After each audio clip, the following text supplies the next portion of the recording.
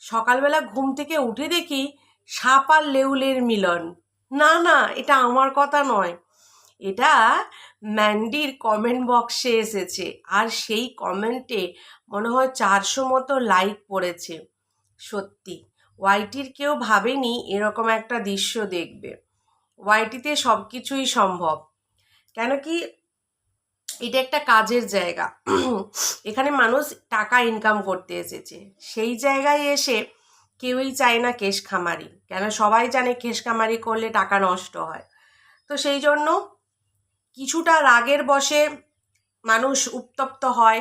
পারিপার্শ্বিক কিছু মানুষ থাকে যারা বলে ওকে শেষ করো, ওর নামে কেস করো। তারপর যখন কিছুটা টাকা নষ্ট হয়ে যায় না, তখন বুঝতে পারে যে না, এটা আমরা ভুল করছি, আমাদের সামনাসামনি মিটিয়ে নেওয়াটাই ভালো।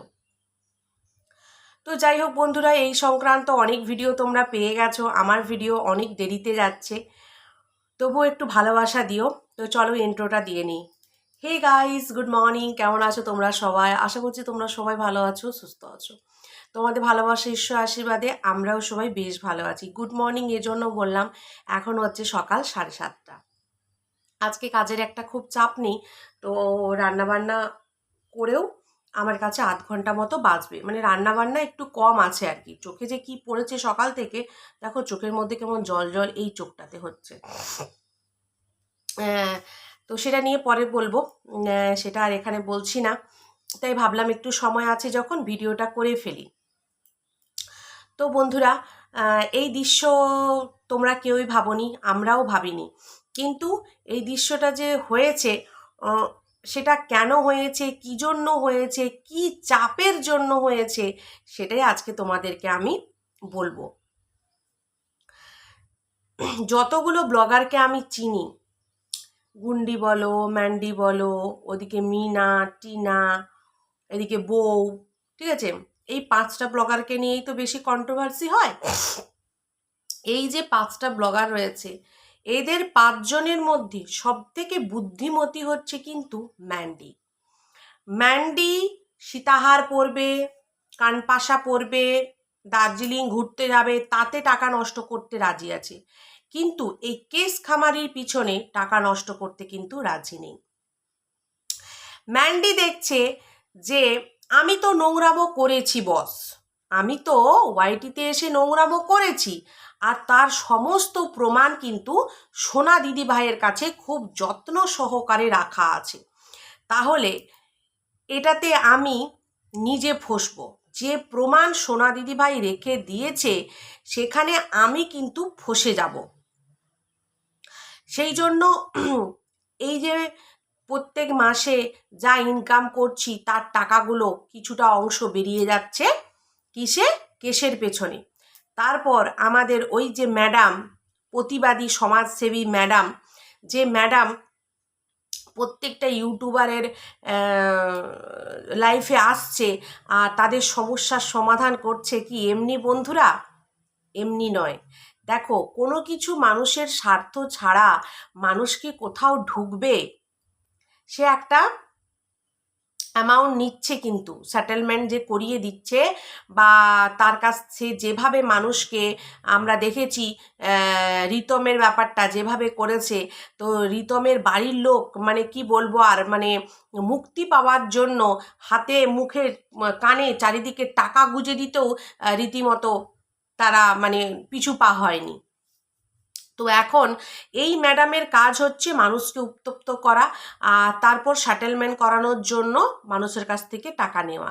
এবার ম্যান্ডি ভাবছে যে টাকাগুলো আমি ওই ম্যাডামকে কেন দেব, টাকাগুলো গলায় দরকার হয় আমি আরেকটা সীতাহার বানাবো, তার জন্য সোনা দিদি ভাইয়ের সাথে আমি যদি ট্যাচ আপটা করে নিই, তাহলে এই টাকাগুলো আমাকে কেসের পিছনেও গুনতে হবে না, আর কিন্তু ওই সমাজসেবী ম্যাডামকেও দিতে হবে না।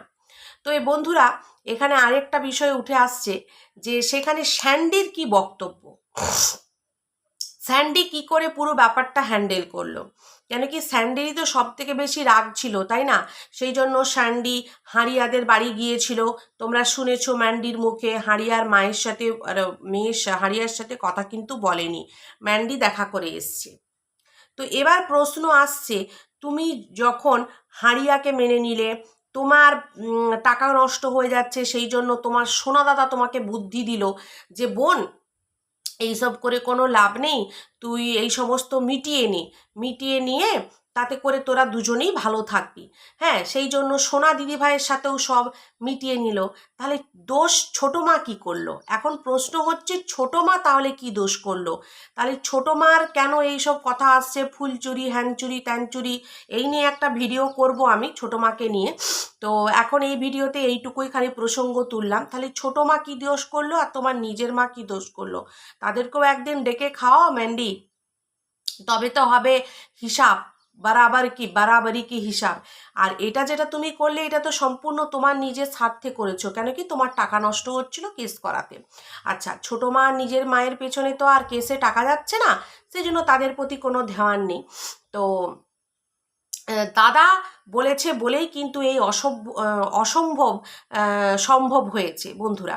ঠিক আছে, এখানে যত ওই যে দিদিভাই, তার নাম নিয়েই বলছি, সুজাতা দিদিভাই, যতই দিদিভাইরা এসে মিডিলম্যানের কাজ করুক না কেন, তারপরে ওই আতশবাজির মা যতই মিডিলম্যানের কাজ করুক না কেন, ওই সোনা দাদা আর সোনা বৌদি ব্যাপারটা নয়, সোনা দাদা যতক্ষণ নয় মাঝখানে আসতো ততক্ষণ কিন্তু ব্যাপারটা মিটমাট হতো না।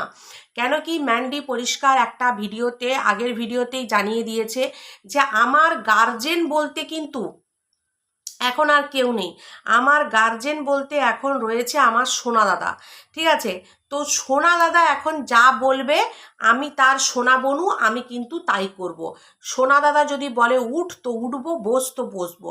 কেন কি সোনা দাদাকে আমি মনে প্রাণে এতটাই ভালোবেসে ফেলেছি। এই বন্ধুরা, কেউ কিন্তু খারাপভাবে নেবে না, এখানে ভালোবাসা মানে অন্য ভালোবাসা, ভাই বোনের ভালোবাসা। ঠিক আছে, ম্যান্ডি জীবনে একবার যে ভুল করেছে, ভাইকে ভালোবেসে ও দ্বিতীয়বার কোনো দাদা কোনো ভাইয়ের প্রতি ওর মানে কি বলবো, ওর বুকের ভিতরে গার্ডেন ঘুরলেও যে কি করি এরকম একটা ব্যাপার হলো, ও মুখে আর কখনোই এ কথা উচ্চারণ করতে পারবে না, আর এইরকম কাজে ও লিপ্ত হবে না।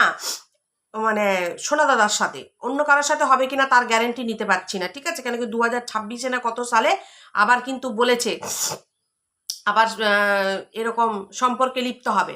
কিন্তু সোনা দাদার সাথে ওর যতই মানে দেখো, মানুষের আমাদের জীবনে কিছু কিছু মানুষ থাকে যে মানুষগুলোকে আমরা অনেক শ্রদ্ধা করি, ভক্তি করি এবং ভালোবাসি, এবং তাদেরকে মনে হয় আমাদের লাইফের একটা তারা আইডেল।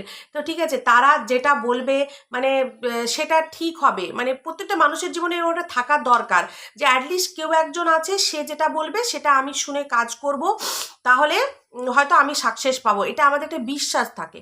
তো সেই জায়গা থেকে সোনা দাদা যেভাবে একটা পজিটিভ মানুষ, যেভাবে মানুষ ওদেরকে বুঝিয়েছে যে দেখো, ডাক্তার আর উকিল ঘরে ঢুকলে কিন্তু পরিবার শেষ হয়ে যায়, সেটা আমরা কিন্তু সবাই জানি।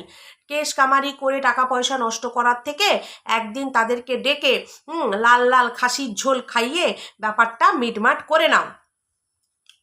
তো সেই কথা অনুযায়ী এবার দাদার কথা ফেলা তো যাবে না, তো সেই জন্য ম্যান্ডি আতশবাজির মাকে ডেকেছে, যেহেতু এটা মহিলা সমিতির ব্যাপার। ঠিক আছে, তো সেহেতু সেখানে পুরুষের তো বেশি কিছু কাজ নেই, তো স্যান্ডি সেই জন্য তার মেয়েকে নিয়েই ব্যস্ত ছিল। দুটোই তো রুম বন্ধুরা, এবার বাড়িতে লোক এসছে, ও যে বেরিয়ে চলে যাবে সেটা করলেও তো অসম্ভব, খারাপ দেখায়, দৃষ্টিকটু দেখায়। তো সেই জন্য ওর মেয়েকে নিয়েই ব্যস্ত ছিল আতশবাজির মা। আর তারপরে ম্যান্ডির শাশুড়ি মা, হ্যাঁ সে তো হাফ পাকলি হাফ পাকলি। আর এদিকে ছিল এরা দুইজন, বিয়ে যা হবার কথাবার্তা হয়েছে।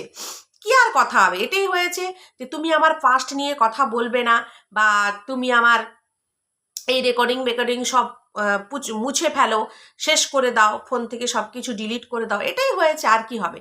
তবে দেখার বিষয় বন্ধুরা এটাই যে এই ম্যান্ডি আর সোনা দিদিভাইয়ের ভালোবাসাটা কতদিন থাকে। সত্যি আমিও ভীষণ খুশি হয়েছি, কেন কি দেখো, ব্লগার হিসেবে একটা ব্লগারকে শেষ করে দিচ্ছে, সেটা তো আমি কখনোই চাইবো না, তাই না? কেন কি দেখো, ব্লগাররা ন্যাকামি করে আর সেই ন্যাকামিটাকে আমরা তুলে ধরি, সেটাতে তোমরা প্রোটেস্ট করো, ভিডিওর মাধ্যমে বলো যে এটা তোমরা বলবে না, আমাদেরকে ভীষণ হার্ট করছে, হয়ে গেল। কিন্তু সেটা নিয়ে কেস কামারি এটা কিন্তু আমার একদমই পছন্দ না। কেন কি এটা একটা এন্টারটেনমেন্টের জায়গা, সেখানে তুমি কথা নিয়ে যদি কেস কামারি করতে যাও তো মানে কি বলবো, আর সেটা আমার মনে হয় না যে ঠিক। আর সোশ্যাল মিডিয়ায় থাকতে গেলে একটু কন্ট্রোভার্সি না হলে ভাই তোমার চ্যানেলও চলবে না, এটা আমি ম্যান্ডিকে বললাম। কেন কি তুমি তোমার বোনের দেখতে পাচ্ছ অবস্থাটা, গুন্ডির অবস্থা দেখতে পাচ্ছ। আর ওদেরকে যখন ওই থানা থেকে ডেকে বলেছিল যে তোমরা মিটমাট করে নাও বা এইসব করে নাও, বলাটাই স্বাভাবিক। কেন কি দেশে এত বড় বড় ঘটনা ঘটে যাচ্ছে, সিবিআই ছুটছে কিন্তু ধরতে পারছে না খুনিকে, এত কিছু হয়ে যাচ্ছে, সেই সমস্ত কেস ছেড়ে দিয়ে ওয়াইটিতে কে কাকে গালি দিয়ে দিয়েছে, কে কার রেকর্ডিং ফাঁস করে নিয়েছে, সেই সব নিয়ে যদি পুলিশ বসে যায়, তাহলে তো আর বলবো দেশের মানে কি বলবো, দেশের আর বাকি যারা বড় বড় ক্রাইম করছে তারা তো এমনি গায়ে হাওয়া লাগিয়ে ঘুরবে, তাই না? তো সেই জন্য এরা যে ব্যাপারটা মিটিয়ে নিয়েছে সেটাতে সত্যি আমি খুশি, অখুশি যে তা নয়, কিন্তু এটা দেখার বিষয় যে কতদিন এই ভালোবাসাটা থাকে দুই বোনের মধ্যে। কেন কি দেখো, ওই যে প্রথমেই বললাম এটা একটা কাজের জায়গা, ঠিক আছে, এবং সেইখানে কন্ট্রোভার্সি ক্রিয়েটারদের তো কন্টেন্টের দরকার আছেই ভাই। তো কতক্ষণ না পর্যন্ত সে তাকে নিয়ে কিছু না বলে ভিডিও করবে, সেটাই হচ্ছে দেখার বিষয়। কেন কি দর্শকরা বলেই দিয়েছে যে মেল হয়েছে ঠিক আছে, কিন্তু ভিডিও বন্ধ করলে চলবে না। কেন কি দর্শকরাও চায় যে তারা একটু এন্টারটেন হোক, বা ওই ম্যান্ডির ন্যাকামোগুলো তুলে ধরে আমরা কিন্তু বলি, ঠিক আছে, বা তার সোনা দিদিভাই বলবে। তো এখানে সব থেকে ভালো হয়েছে একটাই জিনিস, সেটা হচ্ছে যে হারিয়ার সাথে সম্পর্কটা। কেন কি দেখো, হারিয়া কিন্তু কোনো রকম রেকর্ডিং রাখেনি বেচারি, কোনো রকম প্রুফ রাখেনি, ও সত্যিকারেরই ভালোবেসেছিল, ঠিক আছে, সত্যিকারের ভালোবেসেছিল বলেই কিন্তু ওই সময় হাত ধরে জায়গা দিয়েছিল দিদিভাইকে থাকার জন্য। তো সেই জায়গা থেকে মানে আমি মনে করি যে সব থেকে ভালো কাজ হয়েছে হারিয়াদের সাথে মেলটা হয়ে। তো হারিয়াও কিছুদিন পর আসবে লাল লাল খাসি মাংসের ঝোল খেতে, তো সেই জন্য আমরাও অপেক্ষায় রইলাম কবে আসে হারিয়া। তো এবার ব্যাপারটা আমি যেটা বলতে চাইছি যে সব কিছু যখন মিটে গেল, সব কিছু, তাহলে এবার ছোট মাকে আর নিজের মাকেও মাফ করে দাও ম্যান্ডি। কেন কি দেখো, তুমি নোংরামও করেছো, সেটা তুমি কিন্তু অস্বীকার করতে পারবে না, আর সেই জন্যই তোমার কিন্তু পেছনে এত ভয়, আর সেই জন্যই তুমি বারবার ললিতা বান্ধবীর বাড়ি ঘুরছিলে আলোচনা করার জন্য। কেন কি বন্ধুরা, শুনছি নাকি ললিতা বান্ধবীও এর মধ্যে ফেসেছিল, ললিতা বান্ধবীর নামেও নাকি সোনা দিদি ভাই কেস ঠুকে দিয়েছিল। তারপর সে যেভাবে বাড়ি টাড়ি বানিয়েছে, হ্যাঁ, ইনলিগেল মাপঝুপে এই সমস্ত নিয়ে নাকি ওকে ঠুকে অ্যাপ্লিকেশন লিখে একটা কেস ঠুকেছিল। তো সব মিলিয়ে সবাই হচ্ছে কেসে জর্জরিত। তো সেই জায়গা থেকে মীমাংসা করা ছাড়া এদের কিন্তু আর কোনো গতি ছিল না। যাই হোক, কিন্তু এখানে স্যান্ডি গোহারান হেরে গেল, আর ম্যান্ডি খাসি মাংসের লাল ঝোল খাইয়ে জিতে গেল। এবার তোমরা কেন বলবে যে কেন হেরে গেল, তো সেটা তোমরা নিজেরা ভাবো, আর আমাকে অবশ্যই কমেন্ট করো। এটা নিয়ে তোমাদের জন্য একটা নেক্সট ভিডিও আনবো। তো বলে না, চাপে পড়লে বাপ বলবে, চাপে পড়লে সাপ লেউলার গলায় ঝুলতে পারে, কমেন্টটা যে করেছে না একদম ফাটাফাটি, আমি দেখে 2 মিনিট তো পুরো হেসেছি, কমেন্টটা দেখে, ওদেরকে দেখে নয়, কমেন্টটা দেখে। তো যাই হোক বন্ধুরা, এই ভিডিওটা এখানেই রাখলাম, সবাই ভালো থেকো, সুস্থ থেকো, দেখা হচ্ছে নতুন একটি ভিডিওতে, ততক্ষণের জন্য সবাইকে টাটা।